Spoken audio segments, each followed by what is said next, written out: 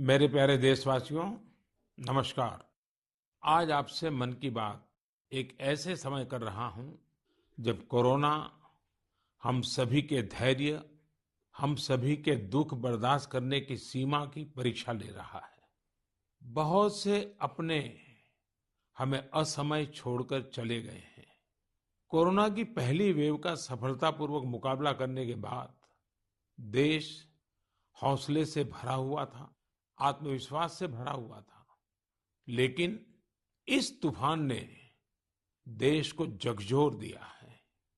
साथियों, बीते दिनों इस संकट से निपटने के लिए मेरी अलग-अलग सेक्टर्स के एक्सपर्ट्स के साथ, विशेषज्ञों के साथ लंबी चर्चा हुई है।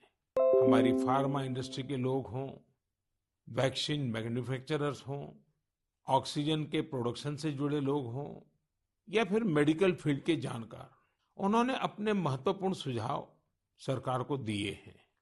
इस समय हमें इस लड़ाई को जीतने के लिए एक्सपर्ट्स और वैज्ञानिक सलाह को प्राथमिकता देनी है। राज्य सरकार के प्रयत्नों को आगे बढ़ाने में भारत सरकार पूरी शक्ति से जुटी हुई है। राज्य सरकारें भी अपना दायित्व निभाने की पूरी कोशिश कर रही हैं।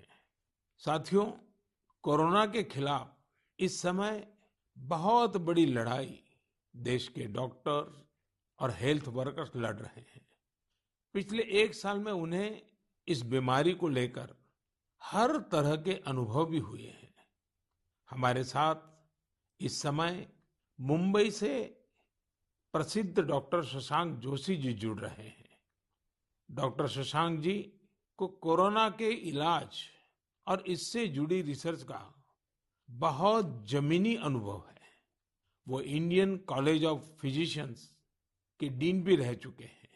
आइए बात करते हैं डॉक्टर शशांक से। नमस्कार डॉक्टर शशांक जी। नमस्कार सर। अभी कुछ दिन पहले ही मुझे आपसे बात करने का अवसर मिला था। आपके विचारों की स्पष्टता मुझे बहुत अच्छी लगी थी। मुझे लगा देश के सभी नागरिकों को आपके विचार जानने चाहिए। जो बातें सुनने में आती है उसी को मैं एक सवाल के रूप में आपके सामने प्रस्तुत करता हूँ। डॉक्टर शशांक, आप लोग इस समय दिन रात जीवन रक्षा के काम में लगे हुए हैं। सबसे पहले तो मैं चाहूंगा कि आप सेकंड वेव के बारे में लोगों को बताएं। मेडिकली ये कैसे अलग है और क्या-क्या सावधानी जरूरी है। धन्यवाद सर। ये दूसरी बाढ़ आई है, ये तेजी से आई है। तो जितनी पहली बाढ़ थी उससे ये वायरस ज़्यादा तेज चल रहा है, लेकिन अच्छी बात यह है कि उससे ज़्यादा रफ्तार से रिकवरी भी है और मृत्यु दर काफ़ी कम है। इसमें दो तीन फर्क है। पहली तो ये युवाओं में और बच्चों में भी थोड़ा दिखाई दे रहा है। उसके जो लक्षण हैं, पहले जैसे लक्षण थे, सांस चढ़ना, सूखा खांसी आना, बुखार आना, ये तो सब है ही, और उसके साथ थोड़ा गंध जाना, स्वाद चला जाना, ये भी है। और लोग थोड़े भयभीत हुए। भयभीत होने की बिल्कुल जरूरत नहीं है। 80-90% लोगों में इसमें कोई भी लक्षण नहीं दिखाई देते हैं। ये म्यूटेशन जो बोलते हैं, घबराने की बात नहीं है। ये म्यूटेशन होते रहते हैं। जैसे हम कपड़े बदलते हैं वैसे वायरस भी अपना रंग बदल रहा है, और इसलिए बिल्कुल डरने की बात नहीं है। और ये वेव को हम पाल कर देंगे। वेव आती जाती है और ये वायरस आते जाते रहता है। तो यही अलग अलग लक्षण हैं, और मेडिकली हमको सतर्क रहना चाहिए। एक 14 से 21 दिन का ये कोविड का टाइम टेबल है। इसमें वैद्यकीय सलाह लेना चाहिए। डॉक्टर शशांक, मेरे लिए भी आपने जो एनालिसिस बताया बड़ा इंटरेस्टिंग है। मुझे कई चिट्ठियां मिली हैं जिसमें ट्रीटमेंट के बारे में भी लोगों की बहुत सी आशंकाएं हैं। कुछ दवाओं की मांग बहुत ज्यादा है। इसलिए मैं चाहता हूं कि कोविड के ट्रीटमेंट के बारे में भी आप लोगों को जरूर बताएं। हाँ सर, क्लिनिकल ट्रीटमेंट लोग बहुत देरी से चालू करते हैं और अपने आप बीमारी से दब जाएंगी ये भरोसे पे रहते हैं, और मोबाइल पे आने वाली बातों पे भरोसा रखते हैं। और अगर सरकारी दी हुई सूचना का पालन करे तो ये कठिनाई का सामना नहीं आता है। तो कोविड में जो ट्रीटमेंट क्लिनिकल प्रोटोकॉल है उसमें 3 प्रकार की तीव्रता है। हल्का या माइल्ड कोविड, मध्यम या मॉडरेट कोविड, और तीव्र कोविड जो सीवियर कोविड बोलते हैं, इसके लिए है। तो जो हल्का कोविड है उसके लिए तो हम ऑक्सीजन का मॉनिटरिंग करते हैं, पल्स का मॉनिटरिंग करते हैं, बुखार का मॉनिटरिंग करते हैं। बुखार बढ़ जाता है तो कभी कभी पैरासीटामोल जैसी दवाई का इस्तेमाल करते हैं और अपने डॉक्टर से संपर्क करना चाहिए। जो मॉडरेट कोविड होता है, मध्यम कोविड होता है या तीव्र कोविड होता है, तो वैद्य की अपने डॉक्टर के साथ संपर्क करना बहुत जरूरी है। सही और सस्ती दवाई अवेलेबल है जिसमें स्टीरॉयड जो है ये जान बचा सकती है, जो इनहेलर्स दे सकते हैं हम, टैबलेट दे सकते हैं हम, और उसके साथ ही प्राणवायु जो ऑक्सीजन है वो देना पड़ता है, और इसके लिए छोटे छोटे इलाज है। लेकिन अक्सर क्या हो रहा है कि एक नई एक्सपेरिमेंटल दवाई है जिसका नाम है रेमडेसिविर। ये दवाई से एक चीज जरूर होती है कि अस्पताल में 2-3 दिन कम रहना पड़ता है और क्लिनिकल रिकवरी में थोड़ी सी उसकी एड होती है। ये भी दवाई कम काम करती है जब पहले 9-10 दिन में दी जाती है, और ये 5 ही दिन लेनी पड़ती है। तो ये लोग जो दौड़ रहे हैं रेमडेसिविर के पीछे, ये बिल्कुल दौड़ना नहीं चाहिए। ये दवाई की थोड़ा काम है, जिनको ऑक्सीजन लगता है, प्राणवायु ऑक्सीजन लगता है, जो अस्पताल में भर्ती होते हैं और डॉक्टर जब बताते तभी लेना चाहिए। तो ये बहुत जरूरी है सब लोगों को समझना। हम प्राणायाम करेंगे, हमारे शरीर के जो लंग्स है उसको थोड़ा एक्सपांड करेंगे, और जो हमारी खून पतली करने वाली जो इंजेक्शन आती है जिसको हम हिपैरिन बोलते हैं, ये छोटी छोटी दवाइयाँ देंगे तो 98% लोग सर ठीक हो जाते हैं। तो पॉजिटिव रहना बहुत जरूरी है। ट्रीटमेंट प्रोटोकॉल वैद्य के सलाह से लेना बहुत जरूरी है, और ये जो महंगी महंगी दवाई है उसके पीछे दौड़ने की कोई जरूरत नहीं है सर। अपने पास अच्छे इलाज चालू है, प्राणवायु ऑक्सीजन है, वेंटिलेटर की भी सुविधा है, सब कुछ है सर। और कभी कभी ये दवाई यदि मिल जाती है तो योग्य लोगों में ही देनी चाहिए। तो इसके लिए बहुत भ्रम पैदा हुआ है, और इसलिए ये स्पष्टीकरण देना चाहता हूँ सर कि अपने पास वर्ल्ड की सबसे बेस्ट ट्रीटमेंट अवेलेबल है। आप देखेंगे कि भारत में सबसे अच्छा रिकवरी रेट है। आप यदि कंपेयर करेंगे यूरोप के लिए, अमेरिका, वहीं से भी हमारे यहाँ के ट्रीटमेंट प्रोटोकॉल से मरीज ठीक हो रहे हैं सर। डॉक्टर शशांक, आपका बहुत बहुत धन्यवाद। डॉक्टर शशांक ने जो जानकारियां हमें दी वो बहुत जरूरी है और हम सबके काम आएगी। साथियों, मैं आप सबसे आग्रह करता हूं, आपको अगर कोई भी जानकारी चाहिए हो, कोई और आशंका हो, तो सही सोर्स से ही जानकारी लें। आपकी जो फैमिली डॉक्टर हो, आसपास के जो डॉक्टर्स हो, आप उनसे फोन से संपर्क करके सलाह लीजिए। मैं देख रहा हूं कि हमारे बहुत से डॉक्टर खुद भी ये जिम्मेदारी उठा रहे हैं। कई डॉक्टर्स सोशल मीडिया के जरिए लोगों को जानकारी दे रहे हैं, फोन पर, व्हाट्सएप पर भी काउंसलिंग कर रहे हैं। कई हॉस्पिटल की वेबसाइटें हैं जहां जानकारियां भी उपलब्ध हैं, और वहां आप डॉक्टर से परामर्श भी ले सकते हैं। ये बहुत सराहनीय है। मेरे साथ श्रीनगर से डॉक्टर नावीद नजीर शाह जुड़ रहे हैं। डॉक्टर नावीद श्रीनगर के गवर्नमेंट मेडिकल कॉलेज में प्रोफेसर हैं। नावीद जी अपनी देखरेख में अनेकों कोरोना पेशेंट्स को ठीक कर चुके हैं, और रमजान के इस पवित्र माह में डॉक्टर नावीद अपना कार्य भी निभा रहे हैं, और उन्होंने हमसे बातचीत के लिए समय भी निकाला है। आइए उन्हीं से बात करते हैं। नावीद जी, नमस्कार। नमस्कार सर। डॉक्टर नावीद, मन की बात के हमारे श्रोताओं ने इस मुश्किल समय में पैनिक मैनेजमेंट का सवाल उठाया है। आप अपने अनुभव से उन्हें क्या जवाब देंगे? देखिए, जब कोरोना शुरू हुआ तो कश्मीर में जो सबसे पहला हॉस्पिटल डिजिग्नेट हुआ एज कोविड हॉस्पिटल वो हमारा सीडी हॉस्पिटल था, जो मेडिकल कॉलेज के अंडर में आता है। तो उस टाइम एक खौफ का माहौल था लोगों में, तो था ही। वो समझते थे शायद कोविड का इन्फेक्शन किसी को हो जाता है तो एक डेथ सेंटेंस माना जाएगा ये। और ऐसे ही जो हमारे अस्पतालों में डॉक्टर साहिबान या पैरामेडिकल स्टाफ काम करते थे, उनमें भी एक खौफ का माहौल था कि हम इन पेशेंट्स को कैसे फेस करेंगे, हमें इन्फेक्शन होने का खतरा तो नहीं है। लेकिन जो ही टाइम गुजरा, हमने भी देखा कि अगर पूरी तरीके से हम जो प्रोटेक्टिव गियर पहने और एहतियाती तदाबीर जो है उन पे अमल करें, तो हम भी सेफ रह सकते हैं और हमारा जो बाकी स्टाफ है वो भी सेफ रह सकता है। और आगे आगे जब भी हम देखते गए तो ये मरीज, जो कुछ लोग बीमार थे, कुछ एसिम्प्टोमेटिक थे, यानी कि उनमें कोई बीमारी के कोई लक्षण नहीं थे, हमने देखा कि करीब करीब 90-95% से ज्यादा जो मरीज है वो खुद विदाउट एनी मेडिकेशन भी ठीक हो जाते हैं। तो वक्त जैसे गुजरता गया तो लोगों में जो कोरोना का एक डर था वो बहुत कम हो गया। आज की बात जो हम ये सेकंड वेव जो इस टाइम हमारी आई है इस कोरोना में, इस टाइम भी हमें पैनिक होने की जरूरत नहीं है। इस मौके पे भी हम अगर जो प्रोटेक्टिव मेजर्स हैं, जो एसओपीज है, अगर उन पे हम अमल करेंगे, जैसे मास्क पहनना, हैंड सैनिटाइजर का यूज करना, इसके अलावा फिजिकल डिस्टेंस मेंटेन करना या सोशल गैदरिंग्स हम अवॉइड करें, तो हम अपना रोजमर्रा का काम भी बखूबी निभा सकते हैं और इस बीमारी से प्रोटेक्शन भी पा सकते हैं। डॉक्टर नावीद, वैक्सीन को लेकर भी लोगों के कई सारे सवाल हैं, जैसे कि वैक्सीन से कितनी सुरक्षा मिलेगी, वैक्सीन के बाद कितना आश्वस्त रह सकते हैं। आप कुछ बात इसमें बताएं तो श्रोताओं को बहुत लाभ होगा।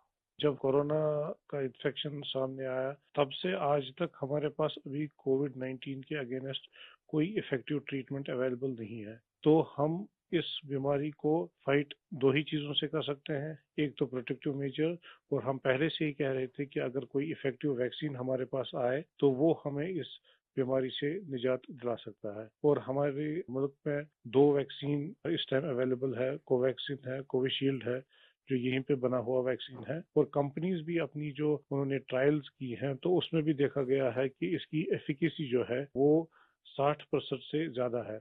अगर हम जम्मू कश्मीर की बात करें, हमारी यूटी में अभी तक 15 से 16 लाख तक लोगों ने अभी ये वैक्सीन लगाया है। हाँ, सोशल मीडिया में काफी इसके जो मिसकंसेप्शन या मिथ्स इसमें आए थे कि ये साइड इफेक्ट्स हैं। अभी तक हमारे जो भी यहाँ पे वैक्सीन लगे हैं, कोई साइड इफेक्ट उनमें नहीं पाया गया है। सिर्फ जो आम हर किसी वैक्सीन के साथ एसोसिएटेड होता है, किसी को बुखार आना, पूरे बदन में दर्द, या लोकल साइट जहाँ पे इंजेक्शन लगता है वहाँ पे पेन होना, ऐसे ही साइड इफेक्ट्स हमने हर मरीज में देखे हैं। तो कोई ग्रॉस हमने कोई एडवर्स इफेक्ट नहीं देखा है। हाँ, और दूसरी बात, लोगों में ये भी आशंका थी कि कुछ लोग आफ्टर वैक्सीनेशन यानी वैक्सीन टीकाकरण के बाद पॉजिटिव हो गए।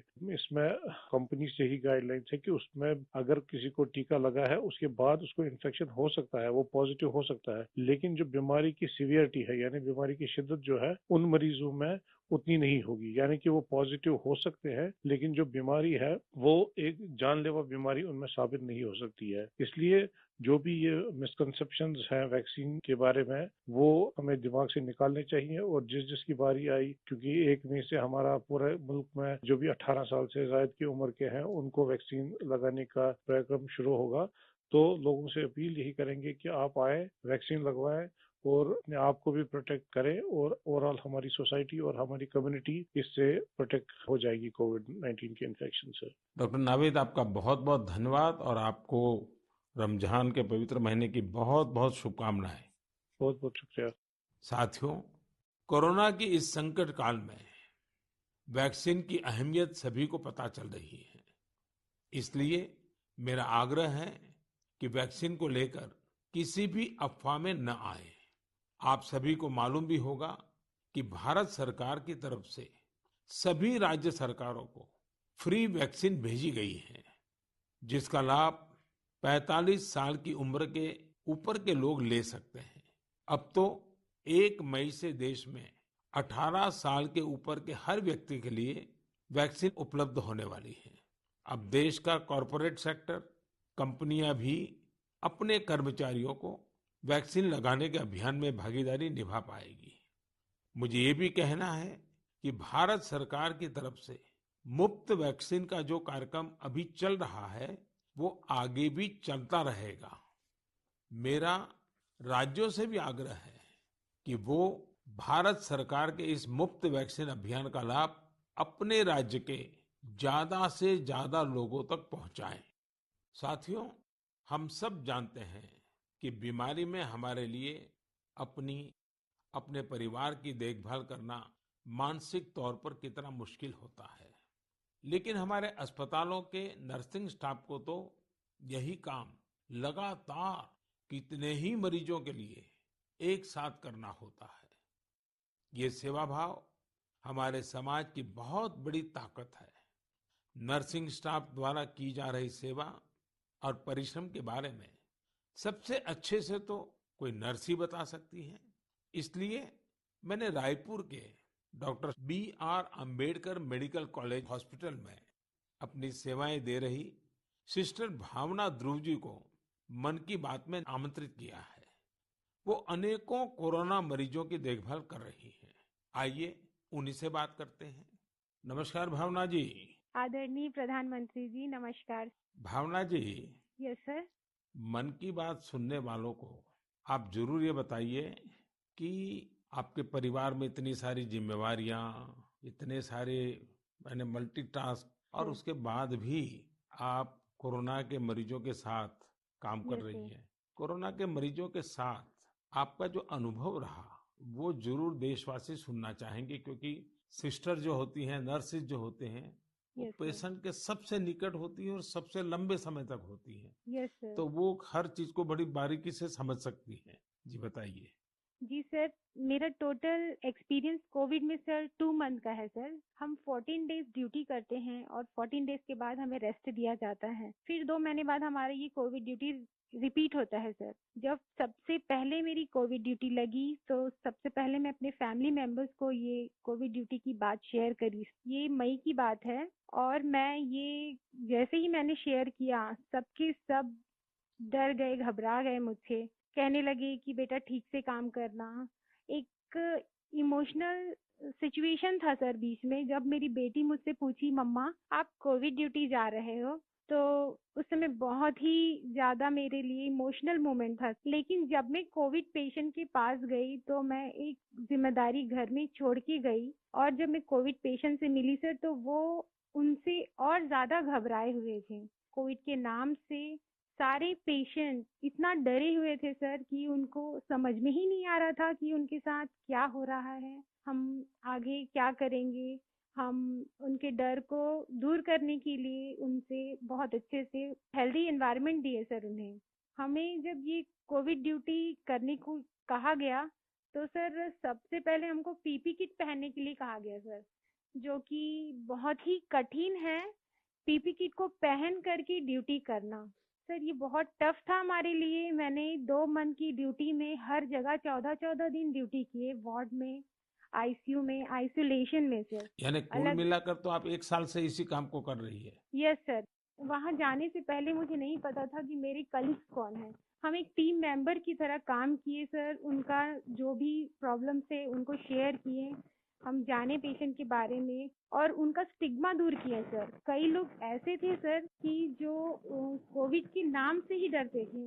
वो सारे सिम्टम्स उनमें आते थे जब हम हिस्ट्री लेते थे उनसे, लेकिन वो डर के कारण वो अपना टेस्ट नहीं करवा पाते थे। तो हम उनको समझाते थे और सर जब सीवियरिटी बढ़ जाती थी तब उनका लंग्स ऑलरेडी इन्फेक्टेड हो चुका रहता था, तब उनको आईसीयू की जरूरत रहती थी, तब वो आते थे और साथ में उनकी पूरी फैमिली आती थी।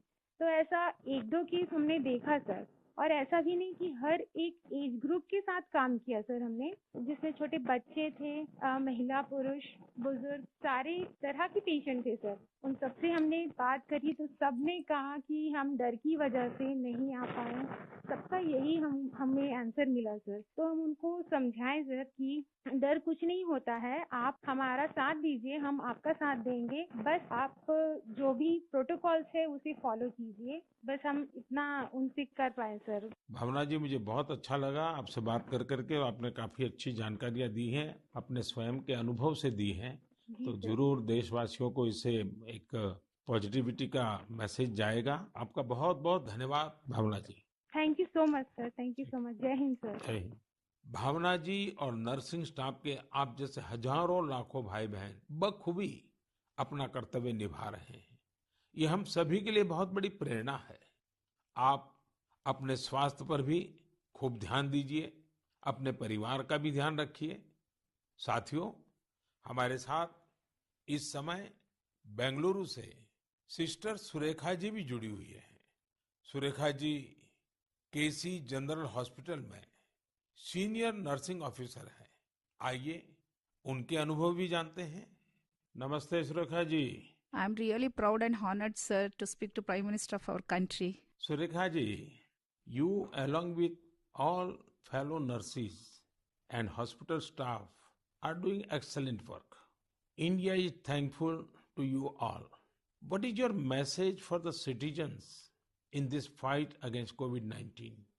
Yes, sir. Being a responsible citizens, I would really like to tell something like, please be humble to your neighbors, and early testing and proper tracking help us to reduce the mortality rate. And moreover, please, if you find any symptoms, isolate yourself and consult nearby doctors and get treated as early as possible.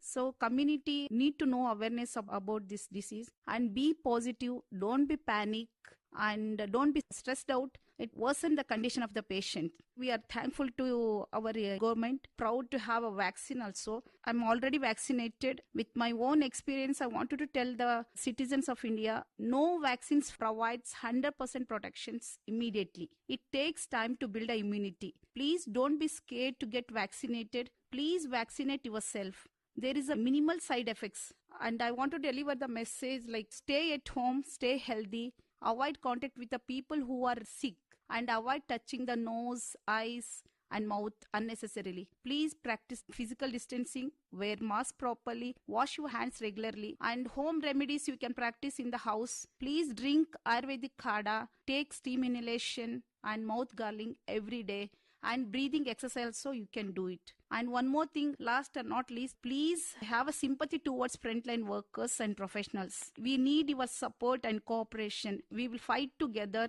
We will get through with the pandemic. This is what my message to the people, sir. Thank you Surekha ji. Thank you, sir. Surekha ji, वाकई आप बहुत कठिन समय में मोर्चा संभाले हुए हैं। आप अपना ध्यान रखिए। आपके परिवार को भी मेरी बहुत बहुत शुभकामनाएं हैं। मैं देश के लोगों से भी आग्रह करूंगा कि जैसा भावना जी, सुरेखा जी ने अपने अनुभव से बताया है, कोरोना से लड़ने के लिए पॉजिटिव स्पिरिट बहुत ज्यादा जरूरी है और देशवासियों को इसे बनाए रखना है। साथियों, डॉक्टर्स और नर्सिंग स्टाफ के साथ साथ इस समय लैब टेक्नीशियंस और एम्बुलेंस ड्राइवर्स जैसे फ्रंटलाइन वर्कर्स भी भगवान की तरह ही काम कर रहे हैं। जब कोई एम्बुलेंस किसी मरीज तक पहुंचती है तो उन्हें एम्बुलेंस ड्राइवर देवदूत जैसा ही लगता है। इन सब की सेवाओं के बारे में, इनके अनुभव के बारे में देश को जरूर जानना चाहिए। मेरे साथ अभी ऐसे ही एक सज्जन है, श्रीमान प्रेम वर्मा जी, जो कि एक एम्बुलेंस ड्राइवर है। जैसा कि इनके नाम से ही पता चलता है, प्रेम वर्मा जी अपने काम को, अपने कर्तव्य को पूरे प्रेम और लगन से करते हैं। आइए उनसे बात करते हैं। नमस्ते प्रेम जी। नमस्ते सर जी। भाई प्रेम, हाँ जी सर। आप अपने कार्य के बारे में हाँ जी। जरा विस्तार से बताइए। आपका जो अनुभव है वो भी बताइए। मैं गेट्स एम्बुलेंस में ड्राइवर की पोस्ट पे हूँ। हाँ। और जैसे ही कंट्रोल हमें एक टैब पे कॉल देता है, 102 से जो कॉल आती है, हम मूव करते हैं पेशेंट के पास। हम पेशेंट को जाते हैं उनके पास। तो 2 साल से हम कंटिन्यू कर रहे हैं काम। अपना किट पहन के, ग्लव्स, मास्क पहन के पेशेंट को जहाँ वो ड्रॉप करने के लिए कहते हैं, जो भी हॉस्पिटल में, हम जल्दी से जल्दी उनको ड्रॉप करते हैं। आपको तो वैक्सीन की दोनों डोज लग गई होगी। बिल्कुल सर। तो दूसरे लोगों को वैक्सीन लगवाएं, इसके लिए आपका क्या संदेश है? सर बिल्कुल, सभी को ये डोज लगवानी चाहिए और अच्छी ही है फैमिली के लिए भी। अब मुझे मेरी मम्मी कहती है ये नौकरी छोड़ दो। मैंने बोला मम्मी, अगर मैं भी नौकरी छोड़ के बैठ जाऊंगा तो सब और पेशेंट को कैसे कौन छोड़ने जाएगा, क्योंकि सब इस कोरोना काल में सब भाग रहे हैं, सब नौकरी छोड़ छोड़ के जा रहे हैं। मम्मी भी मुझे बोलती है कि बेटा ये नौकरी छोड़ दे। मैंने बोला नहीं मम्मी, मैं नौकरी नहीं छोड़ूंगा। प्रेम जी, माँ को दुखी मत करना, नहीं माँ सर। को समझाना। हाँ जी। लेकिन ये जो आपने माँ वाली बात बताई ना, हाँ जी। ये बहुत ही छूने वाली है। आपकी माता जी को भी हाँ जी। मेरा प्रणाम कहिएगा। बिल्कुल। हाँ। हाँ जी। और प्रेम जी, मैं आपके माध्यम से हाँ जी। ये एम्बुलेंस चलाने वाले हमारे ड्राइवर भी हाँ जी। कितना बड़ा रिस्क लेकर के काम कर रहे हैं, हाँ जी। और हर एक की माँ क्या सोचती है, बिल्कुल सर। ये बात जब श्रोताओं तक पहुंचेगी, हाँ जी। मैं जरूर मानता हूँ कि उनको भी दिल को छू जाएगी। हाँ जी। प्रेम जी, बहुत बहुत धन्यवाद। आप एक प्रकार से प्रेम की गंगा बहा रहे हैं। धन्यवाद सर जी। धन्यवाद भैया। धन्यवाद। साथियों, प्रेम वर्मा जी और इन जैसे हजारों लोग आज अपना जीवन दांव पर लगाकर लोगों की सेवा कर रहे हैं। कोरोना के खिलाफ इस लड़ाई में जितने भी जीवन बच रहे हैं, उसमें एम्बुलेंस ड्राइवर्स का भी बहुत बड़ा योगदान है। प्रेम जी, आपको और देश भर में आपके सभी साथियों को मैं बहुत बहुत साधुवाद देता हूं। आप समय पर पहुंचते रहिए, जीवन बचाते रहिए। मेरे प्यारे देशवासियों, ये सही है कि कोरोना से बहुत लोग संक्रमित हो रहे हैं, लेकिन कोरोना से ठीक होने वाले लोगों की संख्या भी उतनी ही ज्यादा है। गुरुग्राम की प्रीति चतुर्वेदी जी ने भी हाल ही में कोरोना को हराया है। प्रीति जी मन की बात में हमारे साथ जुड़ रही हैं। उनके अनुभव हम सबके काफी काम आएंगे। प्रीति जी नमस्ते। नमस्ते सर, कैसे हैं आप? मैं ठीक हूँ जी। सबसे पहले तो मैं आपकी कोविड-19 से जी सफलतापूर्वक लड़ने के लिए जी। सराहना करूंगा। थैंक यू सो मच मेरी सर। कामना है आपका स्वास्थ्य और तेजी से बेहतर हो। जी शुक्रिया सर। प्रीति जी, हाँ जी सर। ये सिर्फ आपके परिवार में आप ही का नंबर लगा कि परिवार के और सदस्य भी इसमें फंस गए हैं? नहीं नहीं सर, मैं अकेली ही हुई थी चलिए, आज पॉजिटिव। भगवान की कृपा रही। अच्छा, जी मैं सर। चाहूंगा हाँ जी कि सर। आप अपने इस पीड़ा के अवस्था के कुछ अनुभव अगर साझा करें, तो जी सर। शायद जो श्रोता है हाँ उनको भी जी। ऐसे समय कैसे अपने आप को संभालना चाहिए, इसका मार्गदर्शन मिलेगा। जी सर, जरूर सर। इनिशियली इस स्टेज में मेरे को बहुत ज्यादा लेथार्जिक, मतलब बहुत सुस्ती सुस्ती आया, और उसके बाद ना मेरे गले में थोड़ी सी खराश होने लगी। तो उसके बाद ना मेरा थोड़ा सा मेरे को लगा कि ये सिम्टम्स है, तो मैंने टेस्ट कराने के टेस्ट कराया। दूसरे दिन रिपोर्ट आते ही जैसे ही मेरे को पॉजिटिव हुआ, मैं अपने आप को क्वारंटीन कर लिया, एक रूम में आइसोलेट करके। अब डॉक्टर्स के साथ कंसल्ट करा मैंने उनसे, उनकी मेडिकेशन स्टार्ट कर तो दी। आपका परिवार बच गए आपके क्विक जी सर। एक्शन के कारण। जी सर, वो बाकी सबका भी बाद में कराया था, बाकी सब नेगेटिव थे, मैं ही पॉजिटिव थे। उससे पहले मैंने अपने आप को आइसोलेट कर लिया था एक रूम के अंदर। अपनी जरूरत का सारा सामान रख के उसको मैं अपने आप अंदर कमरे में बंद हो गई थी। और उसके साथ साथ मैंने फिर डॉक्टर के साथ मेडिकेशन स्टार्ट कर दी। तो मैंने मेडिकेशन के साथ साथ ना मैंने योगा, आयुर्वेदिक, और साथ में मैंने ना काढ़ा भी लेना शुरू कर दिया था अपनी इम्यूनिटी बूस्ट करने के लिए। और सर मैं दिन में, मतलब जब भी अपना भोजन वगैरह लेती थी, उससे मैंने हेल्दी फूड जो कि प्रोटीन रिच डाइट थी वो लिया। मैंने बहुत सारा फ्लूइड लिया, मैंने स्टीम लिया, गार्गल किया और हॉट वाटर लिया। मैंने दिन भर मैं इन सब चीजों को ही अपने उस जीवन में लेती आई डेली। और सर इन दिनों में ना सबसे बड़ी बात मैं बोलना चाहूंगी कि घबराना तो बिल्कुल नहीं है, बहुत मेंटली स्ट्रांग करना, जिसके लिए मेरे को ना योगा ने बहुत ज्यादा, ब्रीदिंग एक्सरसाइज करती थी ना, उससे मुझे अच्छा लगता था उसको करने से मुझे। अच्छा प्रीति जी, जब अब आपका प्रोसेस पूरा हो गया, आप संकट से बाहर निकल आई, हाँ अब आपका जी। टेस्ट भी नेगेटिव आ गया है, हाँ जी तो सर। फिर आप अपने स्वास्थ्य के लिए, जी इसके सर। देखभाल के लिए अभी क्या कर रही है? सर मैंने एक तो योगा बंद नहीं किया है, ठीक है। मैंने काढ़ा अभी भी ले रही हूँ, और अपनी ना इम्यूनिटी बूस्ट रखने के लिए मैं अच्छा हेल्दी फूड खा रही हूँ अभी, जो कि मैं बहुत अपने आप को नेग्लेक्ट कर लेती थी, उस पर बहुत ध्यान दे रही हूँ मैं। धन्यवाद Preeti ji. Thank you so much sir. आपने जो जानकारी दी, मुझे लगता है ये बहुत सारे लोगों के काम आएगी। आप स्वस्थ रहें, आपके परिवार के लोग स्वस्थ रहें, मेरी आपको बहुत बहुत शुभकामनाएं। मेरे प्यारे देशवासियों, जैसे आज हमारे मेडिकल फील्ड के लोग, फ्रंटलाइन वर्कर्स, दिन रात सेवा कार्यों में लगे हैं, वैसे ही समाज के अन्य लोग भी इस समय पीछे नहीं है। देश एक बार फिर एकजुट होकर कोरोना के खिलाफ लड़ाई लड़ रहा है। इन दिनों मैं देख रहा हूं, कोई क्वारंटाइन में रह रहे परिवारों के लिए दवा पहुंचा रहा है, कोई सब्जियां, दूध, फल आदि पहुंचा रहा है, कोई एम्बुलेंस की मुफ्त सेवाएं मरीजों को दे रहा है। देश के अलग अलग कोने में इस चुनौतीपूर्ण समय में भी स्वयंसेवी संगठन आगे आकर दूसरों की मदद के लिए जो भी कर सकते हैं वो करने का प्रयास कर रहे हैं। इस बार गांवों में भी नई जागरूकता देखी जा रही है। कोविड नियमों का सख्ती से पालन करते हुए लोग अपने गांव की कोरोना से रक्षा कर रहे हैं। जो लोग बाहर से आ रहे हैं उनके लिए सही व्यवस्थाएं भी बनाई जा रही हैं। शहरों में भी कई नौजवान सामने आए हैं जो अपने क्षेत्र में कोरोना के केस न बढ़े, इसके लिए स्थानीय निवासियों के साथ मिलकर प्रयास कर रहे हैं।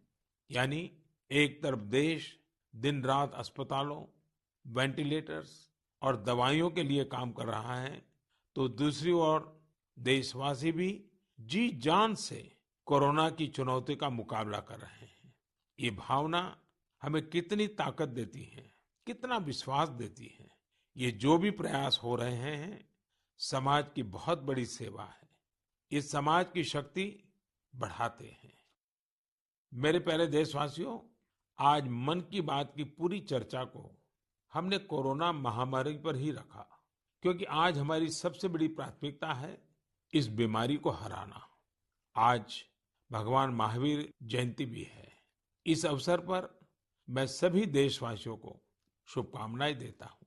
भगवान महावीर के संदेश हमें तप और आत्म संयम की प्रेरणा देते हैं। अभी रमजान का पवित्र महीना भी चल रहा है। आगे बुद्ध पूर्णिमा भी है। गुरु तेग बहादुर जी का 400वां प्रकाश पर्व भी है। एक महत्वपूर्ण दिन पोचिशे बोईशाख टैगोर जयंती का है। ये सभी हमें प्रेरणा देते हैं अपने कर्तव्य को निभाने की। एक नागरिक के तौर पर हम अपने जीवन में जितनी कुशलता से अपने कर्तव्यों को निभाएंगे, संकट से मुक्त होकर भविष्य के रास्ते पर उतनी ही तेजी से आगे बढ़ेंगे। इसी कामना के साथ मैं आप सभी से एक बार फिर आग्रह करता हूं कि वैक्सीन हम सबको लगवाना है और पूरी सावधानी भी रखनी है। दवाई भी, कड़ाई भी, इस मंत्र को कभी भी नहीं भूलना है। हम जल्द ही साथ मिलकर इस आपदा से बाहर आएंगे। इसी विश्वास के साथ आप सभी का बहुत बहुत धन्यवाद। नमस्कार।